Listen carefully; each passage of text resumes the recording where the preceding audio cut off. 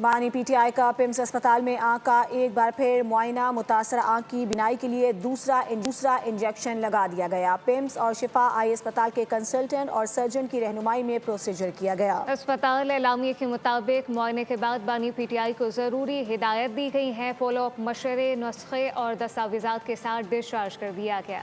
بانی کو خوراک کی دوسری ڈوز دے دی گئی۔ متاثرہ آنکھ کی بینائی بحالی کے لیے انجیکشن لگا دیا گیا۔ ضروری ہدایات، فالو اپ مشورے، نسخے اور دستاویزات کے ساتھ ڈسچارج بھی کر دیا گیا۔ پیمز اسپتال کے مطابق ڈوز سے قبل کارڈیولوجسٹ کنسلٹنٹ نے ایکو کارڈیوگرافی اور ای سی جی کیا۔